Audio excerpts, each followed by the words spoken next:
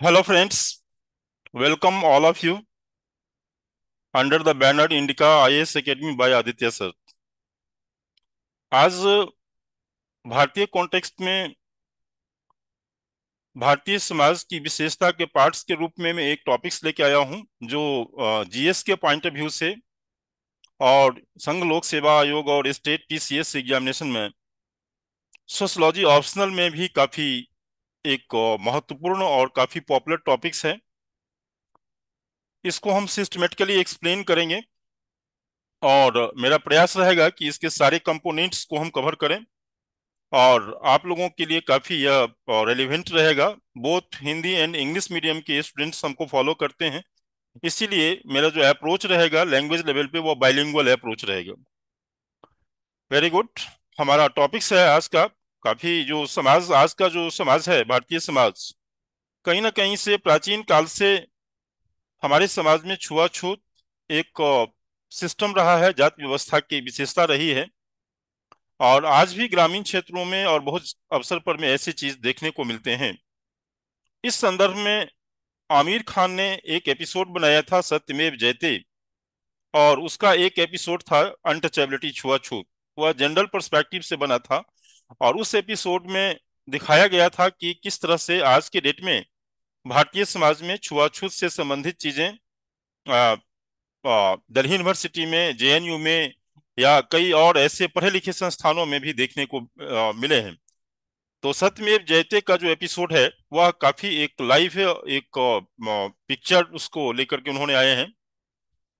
But मेरा जो यहाँ अप्रोच होगा वह थियोरेटिकल और हमारा अपना एक्सप्लेनेशन होगा कि हम किस तरह से एक बुद्धिजीवी वर्ग इस चीज को लेते हैं और यूपीएससी पॉइंट ऑफ व्यू से किस तरह से इसको हम डिजाइन करें टॉपिक्स को, या स्टेट पीसीएस एग्जामिनेशंस में ये जाति गत जो चीजें हैं उनसे रिलेटेड है, जातिवाद या जातिगत चीजों से कहें कि इनसे रिलेटेड है। हमारा टॉपिक्स है अनटचेबिलिटी फॉर्म्स एंड पर्सपेक्टिव, छुआछूत के रूप और उसके परिप्रेक्ष्य। फॉर्म्स ऑफ अनटचेबिलिटी, अब छुआछूत के फॉर्म्स क्या है? फॉर्म्स का मतलब टाइप से है। डे टू डे लाइफ में, सामाजिक लाइफ में कितने फॉर्म्स हैं छुआछूत की? तो पहला पॉइंट है इसमें हैबिटेशन सेग्रीगेशन, यानी जो अछूत जाति हैं, दलित जाति हैं, जिन जातियों को यह माना जाता है कि यह सबसे निचले स्तर के हैं, उनसे भेदभाव है, उनका घर आवास मुख्य जो अपर कास्ट के जो लोग हैं उनसे अलग 2-3 किलोमीटर अलग गांव से अलग होता है। यानी उनका रहन सहन गांव से, एक अपर कास्ट का यदि गांव है उसमें ठाकुर, ब्राह्मण या क्षत्रिय या अपर कास्ट के लोग रहते हैं, तो वहां महादलित लोग एक जगह नहीं रह सकते हैं, गांव से अलग उनको जगह दिया जाता है। तो हैबिटेशन का मतलब उनका निवास स्थान जो बाकी लोगों से अलग कर दिया जाता है ग्रामीण क्षेत्रों में। दूसरा पॉइंट है हमारा सिविक सेग्रीगेशन। पीपीटी आप लोग देख रहे होंगे। सिविक सेग्रीगेशन का मतलब है कि सामान्य जीवन में, चाहे वह मंदिर हो, चाहे पार्क हो, चाहे कोई दुकान हो, ऐसे पब्लिक प्लेसेस पर भी उनको अलाउड नहीं था जाने के लिए अलाउड नहीं था और कई तरह के प्रतिबंध लगा दिए जाते थे प्राचीन समाज में। आज के डेट में यह चीज नहीं है। आज के डेट में इसमें काफी बदलाव आया है, हैबिटेशंस में भी और सिविक सेग्रीगेशंस में भी। एक और जो इसके फॉर्म्स हैं वह है ऑक्यूपेशनल सेग्रीगेशन। अलग अलग जो जाति हैं, दलित जाति हैं या जो ऐसे भेदभाव वाले जाति हैं, उनका ऑक्यूपेशन यानी व्यवसाय अलग अलग होता है। कोई लेदर टैनिंग का काम करता है, कोई मैनुअल स्कैवेंजिंग का काम करता है, कोई क्या कहते हैं साफ सफाई में इंडल्ज है। तो ऑक्यूपेशनल सेग्रीगेशन का मतलब ऐसे समाज में साफ सफाई, गटर साफ करना, नाले साफ करना, मरे हुए जानवरों को ले जाना, चूहे खेत में पकड़ना, इस सब तरह के जो काम हैं वह उनको दिया गया, वो करते आए हैं, दिया गया ट्रेडिशनली वो करते आए हैं। वह व्यक्ति, ऐसे कास्ट के व्यक्ति कहीं से भी वो ऑक्यूपेशन नहीं कर सकते हैं जो अपर कास्ट के लोग करते हैं। उनपे ऑक्यूपेशन से संबंधित भी प्राचीन भारतीय समाज में प्रतिबंध था। चौथा पॉइंट है रिचुअल सेग्रीगेशन, यानी रिचुअल, समाज में जो रिचुअल्स होते हैं, पर्व होते हैं, त्योहार होते हैं, ट्रेडिशन होते हैं, परंपरा होते हैं, उसमें बहुत सारे ऐसे ट्रेडिशंस, रिचुअल्स पे प्रतिबंध था कि जो अछूत जाति के जो लोग हैं वह इसको नहीं मना सकते हैं, नहीं कर सकते हैं। गायत्री मंत्र को चांट करना, यज्ञ करना, होम करना, बहुत ऐसे धार्मिक जो चीजें हैं उन पे प्रतिबंध है। मंदिर का पुजारी, ये सब सारी चीजें। पांचवा पॉइंट है कल्चरल सेग्रीगेशंस, यानी सांस्कृतिक रूप से उसे अलग कर दिया गया। यानी कल्चरल सेग्रीगेशंस का मतलब है कि उनकी कल्चर, उनकी संस्कृति बाकी सोसाइटी से अलग होती हैं। उनके कपड़े, उनके खान पान, उनके रहन सहन। आप जैसे देखेंगे कि साउथ इंडिया का एक गांव है, प्रोफेसर एम एन श्रीनिवास ने इनका अध्ययन किया था, रामपुरा विलेज का, और उन्होंने कई सारे रेफरेंस ऐसे दिए हैं जहाँ की जो ऐसे दलित कम्युनिटी या ऐसे जो अछूत जाति के लोग हैं उनको अपर गारमेंट्स नहीं पहन सकते, शूज नहीं पहन सकते, अम्ब्रेला नहीं यूज कर सकते हैं, सिल्कन गारमेंट्स नहीं यूज कर सकते हैं, गोल्ड नहीं पहन सकते हैं। तो कल्चरली क्या है कि इन लोगों को कल्चर से भी सेग्रीगेट कर दिया गया। एक मुख्य जो हिंदू समाज की जो कल्चर संस्कृति है उनमें इनका बिल्कुल, उनपे इनका अधिकार या चीजें वैसा रहने के लिए ये इनको अलाउड नहीं है। फिर छठा, इंटरकास्ट मैरिज। ये जाति के लोग किसी दूसरे जाति में शादी, वैसे तो जाति व्यवस्था ही पूरा है, इंटरकास्ट मैरिज नहीं होता है, कास्ट इंडोगेमी होता है, यानी एक जाति अपने ही जाति में शादी करते हैं। आज भी भारत में इंटरकास्ट मैरिज बहुत ही कम हो रहे हैं। ऐसी स्थिति में जो ऐसे अछूत कम्युनिटी के लोग हैं वह दूसरे जाति में शादी नहीं कर सकते, वह अपनी ही जाति में शादी करते हैं। तो शादी और विवाह से संबंधित प्रतिबंध भी इन पे है। पॉलिटिकल सेग्रीगेशन, पॉलिटिकली यानी कि इनका पॉलिटिकल पार्टिसिपेशन जो ट्रेडिशनल सोसाइटी में था बिल्कुल नहीं था। पॉलिटिकली इनको कोई अधिकार प्राप्त नहीं था। परंतु आजादी के बाद संविधान बनने से इनको बहुत सारा पॉलिटिकली इम्पावर्ड किया गया है। और आज देखा जाए तो बहुत सारे जो रीजनल पार्टी हैं, क्षेत्रीय दल हैं भारत में, वहां इन लोगों का अच्छा पकड़ है। फिर आठवां पॉइंट है कि वायलेंस अगेंस्ट दलित। प्राचीन भारतीय समाज से लेकर के आज तक देखा जाए तो दलितों के खिलाफ बहुत सारे अत्याचार हुए हैं, चाहे वह जमींदारों द्वारा हो, चाहे वह डोमिनेंट कास्ट के माध्यम से अत्याचार किए गए हों, और उन्हें एक स्लेवरी सिस्टम या बॉन्डेड लेबर बना के काम किया गया हो। परंतु आजादी के बाद आज स्थिति में बहुत बदलाव आया है। आज भी छिटपुट घटनाएं कई बार देखने को मिलते हैं, परंतु आज ऑर्गेनाइज तरीके से जो हो रहे थे वह वैसी स्थिति आज नहीं है। आज इसमें बदलाव आया है। इसके बाद हम देखेंगे कि छुआछूत पे पर्सपेक्टिव क्या है, परिप्रेक्ष्य क्या है। तो इस पे पहला परिप्रेक्ष्य स्वामी विवेकानंद यानी का जाति व्यवस्था पे क्या विचार है, थोड़ा सा उसको हम डिस्कस करेंगे। विवेकानंद का मानना था कि आ, इसके 4 फेज हैं। छुआछूत ऐसे डेवलप नहीं आया, रैंडम नहीं आया, जैसा कि आप देख रहे हैं पीपीटी में। उन्होंने 4 फेज में इसको एनालाइज किया है। पहला, अराउंड 6th century BC, 6ठी शताब्दी पूर्व में, और लेटर वैदिक पीरियड यूज द वर्ड चंडाल। 6ठी शताब्दी BC और लेटर वैदिक पीरियड में चांडाल वर्ड यूज किया गया। ये चांडाल वर्ड जो है लेदर टैनर, लेदर टैनर एक तरह से देखा जाए तो चमार जाति बोलते हैं, जो मरे हुए जानवरों का खाल खींच के और उनको बेचते हैं, इस तरह का उनका प्रोफेशन होता था। कई बार आधुनिक समय तक देखने को, हाल ही में कुछ ये घटनाएं हुए हैं, घटना नहीं ऐसे देखने को मिलते हैं समाज में। तो एक तो वो फेज था, 6ठी शताब्दी BC तक इसे ये आ रहा है। Around 400 BC it was institutionalised.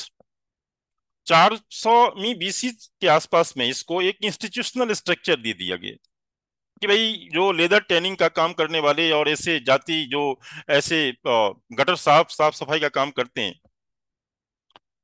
Panini का एक बुक है Ashtadhyayi. Panini in his grammar Ashtadhyayi, Ashtadhyayi use the word निर्वासित। ऐसे अछूत लोगों के लिए उन्होंने निर्वासित वर्ड यूज किया है। निर्वासित हुज टच इज कंसिडर्ड डिफाइलिंग। वो निर्वासित लोग यदि कोई अपर कास्ट के संपर्क में आ जाए, टच में आ जाए, तो अपर कास्ट अपने आप को पॉल्यूटेड मानते हैं। तो पाणिनि का जो अष्टाध्याय है उसमें भी इसे निर्वासित वर्ड के माध्यम से इसको एक्सप्लेन किया गया है, द वर्ड। उसके बाद इन्होंने मतलब ये कहा कि हमारे यहाँ विष्णु स्मृति, द वर्ड अपुरुषया, अपुरुषया यूज किया गया विष्णु स्मृति में फॉर अनटचेबल्स।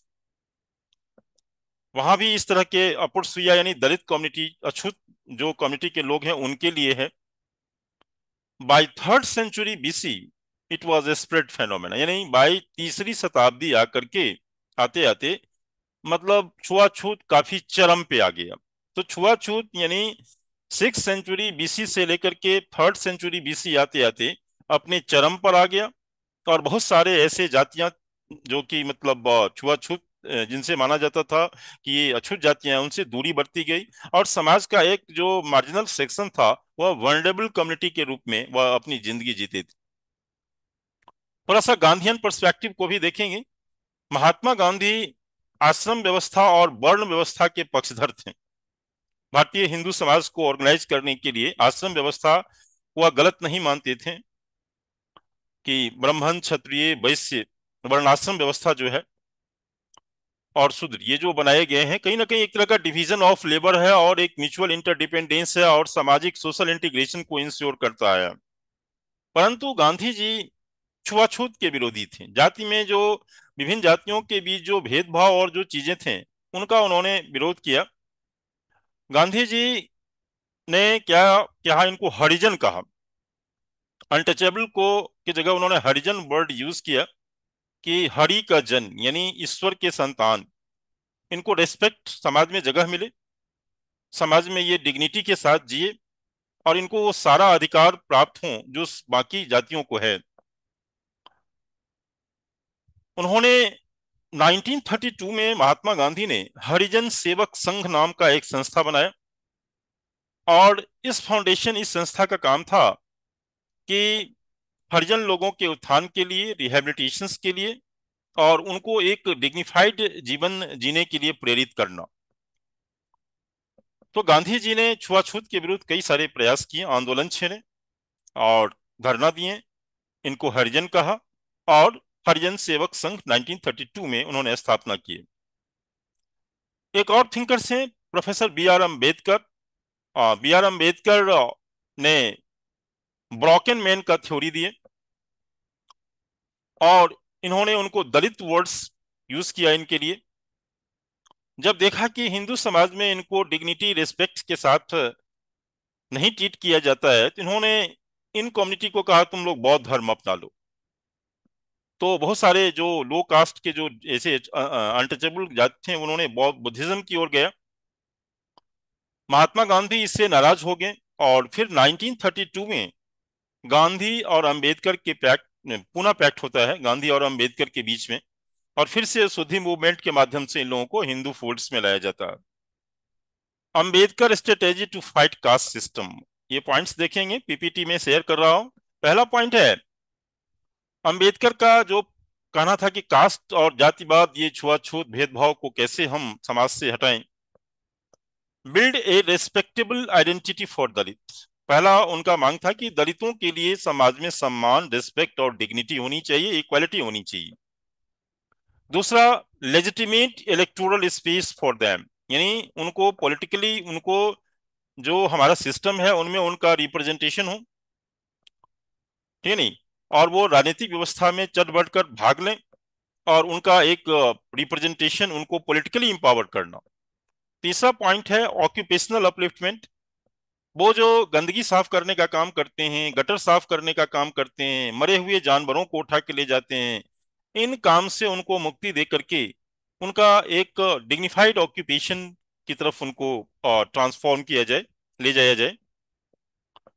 और कन्वर्जन टू अदर रिलीजन, और इन्होंने फोर्थ पॉइंट कहा कि इनको हिंदू धर्म से अलग किया जाए और दूसरे धर्म ये लोग अपनाएं। ये इन्होंने स्ट्रेटेजी दिया बी आर अम्बेडकर। अब हम ये तीन थिंकर्स हैं, इनके व्यूज को हमने देखा। अब हम देखेंगे कि छुआछूत को लेकर के सरकार की क्या पॉलिसी है, हमारा संविधान क्या कहता है। तो ये चीज भी बहुत महत्वपूर्ण है कि सरकार का क्या स्टैंड है आजादी के बाद। तो इसके लिए पहला कि रिजर्वेशन, हमारे आजादी के बाद से इनको लोकसभा में रिजर्वेशंस मिले हैं। लगभग भारत में 84 ऐसे सीट हैं जो कि शेड्यूल कास्ट के लिए रिजर्व हैं। शेड्यूल ट्राइब को भी रिजर्वेशंस मिले हैं, असेंबली में रिजर्वेशंस मिले हैं, और उनके माध्यम से इनके पॉलिटिकल एम्पावरमेंट की बात की गई।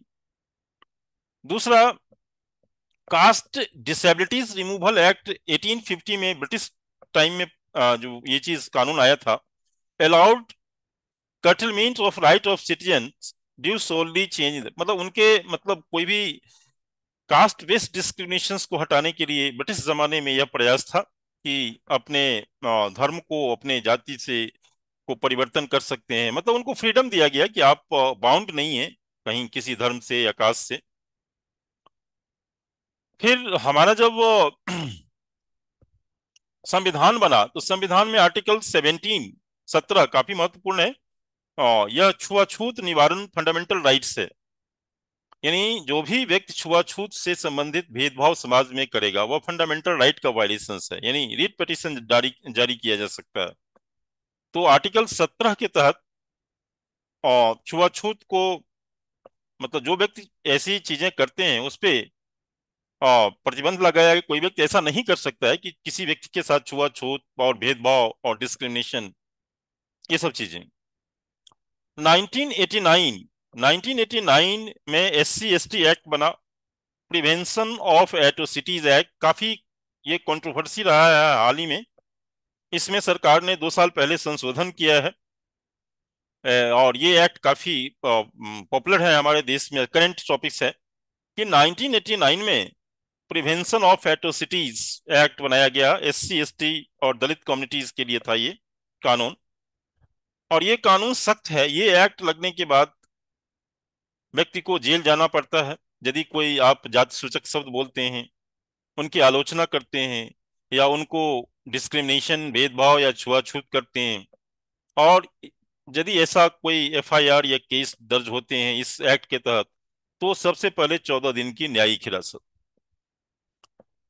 आर्टिकल 15 हमारे संविधान का कहता है no discrimination on ground of gender, religion, caste, creed, birth etcetera. तो इस सेंस में भी फंडामेंटल राइट है, और इस सेंस में भी उनको इक्वालिटी दिया गया है, एक इक्वल राइट दिया गया है। फिर उसके बाद national commission for schedule caste और नेशनल कमीशन फॉर ट्राइब, ये दोनों 93 से काम कर रहे थे, लेकिन 2004 में national commission for schedule caste और national commission for schedule tribe दोनों को इंडिपेंडेंट दो अलग कमीशन बना दिए गए। तो ये जो कमीशन है ये शेड्यूल कास्ट के इंटरेस्ट को, उनकी प्रॉब्लम्स को, उनके इश्यूज को और उनसे संबंधित डेवलपमेंट से संबंधित वो चीजों को इवैल्यूएशन, मूल्यांकन या उनका उनका संरक्षण, संवर्धन करते हैं। Protection of civil liberties act 1976, protection of civil liberties act 1976 में बना। नागरिक सुरक्षा कानून इसे हम कहते हैं। इस कानून के तहत जो बहुत सारे चीजों पे जो बैन था उनको, उसको भारत में इसको हटा दिया गया कि जैसे किसी भी दलित कम्युनिटीज को, अछूत जाति को पब्लिक प्लेसेस पे जाने से आप नहीं रोक सकते हैं, छुआछूत नहीं कर सकते हैं। उनको जितने भी चीजें, उनको मतलब उनको पब्लिक प्लेसेस पे जाने का, पढ़ने का, स्कूल में, कॉलेज में, मंदिर में, हर एक जगह जाने की छूट है। और नहीं ऐसा कोई कोई व्यक्ति यदि उल्लंघन करता है तो उसको 2000 और पेनल्टी दोनों की व्यवस्था है। अनटचेबिलिटी ऑफेंस एक्ट 1955, 1955 में छुआछूत से संबंधित एक कानून बना, यानी कि इसके तहत यदि कोई व्यक्ति आ, किसी व्यक्ति के साथ छुआछूत या भेदभाव जैसी चीजें करती हैं तो उसको 6 मंथ की सजा हो सकती है, 500 रुपया जुर्माना हो सकती है, या दोनों हो सकता है, और उसको अपराधी घोषित किया जा सकता है। तो यह भी एक्ट है जो इसको दंडित करते हैं। ये भी एक कानून है। तो दोस्तों, इसके और भी कई प्रैक्टिकल पहलू हैं। अभी मैंने सिलसिलेवार ढंग से एक बेसिक चीजों को बताया है, और इसका और भी इसके कारण क्या है, अभी क्यों ऐसे हो रहे हैं। जाति का राजनीतिकरण के बाद बहुत सारे इसमें चीजें आई हैं। दलित पॉलिटिक्स इसमें इमर्ज हुआ, दलित कॉन्शसनेस आया, और आज बहुत सारी चीज जातिगत चीजें खत्म हुई है। लेकिन कहीं ना कहीं जो पॉलिटिकल जो चीजें हैं वह जब जाति में जाति का राजनीतिकरण हुआ है और राजनीति का जातीयकरण हुआ है, जिसके फलस्वरूप चीजें थोड़ा सा कभी कभी इशू बन जाता है, हमारे यहाँ मुद्दे बन जाते हैं। ठीक है नहीं। तो इन चीजों को आप ध्यान में रखें, इनके जितने भी बहुत सारे फैक्चुअल बात हैं इसमें जो आपके प्रीलिम्स एग्जामिनेशंस के पॉइंट ऑफ व्यू से काफी पॉपुलर हैं। और ओवरऑल जब इसके और पहलुओं को आप देखेंगे, एनालिसिस एक करेंगे, टेक्सुअल व्यू देखेंगे, तो ये मुख्य परीक्षा के लिए भी है। कई बार यह इससे संबंधित क्वेश्चन मुख्य परीक्षा में पूछे गए हैं। और जनरली जो जी पेपर होते हैं उसमें, जीके जीएस के जो पेपर होते हैं उसमें भी कई बार ये पूछे गए हैं, छुआछूत से संबंधित कानून एक्ट, या कोई आर्टिकल पूछ दिया, कोई फैक्ट पूछ दिया, हरिजन किसने कहा, दलित किसने कहा। पहली बार शेड्यूल कास्ट वर्ड जो है ये गवर्नमेंट ऑफ इंडिया एक्ट 1935 में आया। तो ये कई बार क्वेश्चन पूछे जा चुके हैं यूपीएससी के प्रीलिम्स में, यूपीपीसीएस में, बीपीएससी में। और आर्टिकल 17 क्या है, ये कई बार छोटे छोटे एग्जामिनेशंस में इस तरह की चीजें पूछे गए हैं। तो इन चीजों को आप लोग मगअप करें, इन वीडियो को देखें, और इनसे डेफिनेटली है कि आपको एक पर्सपेक्टिव मिलेगा भारतीय समाज को समझने में, और आपके एग्जामिनेशंस को सॉल्व करने में यह डेफिनेटली हेल्पफुल रहेगा। All the best. Next time हम कुछ और वीडियो बनाते हैं अच्छे आप लोगों के लिए। और आशा है कि हमारा जो एक्सपीरियंसेस है, मैं 20 साल से टीचिंग लाइन में हूँ, यूपीएससी के बच्चों को गाइडलाइंस कर रहा हूँ, स्टेट पीसीएस के बच्चों को मेरी बुक लिखी हुई है। और डेफिनेटली है कि इससे आप लोगों को एक लाभ होगा और हमारे अनुभव और हमारे कंटेंट आप तक पहुंचते रहेंगे। All the best.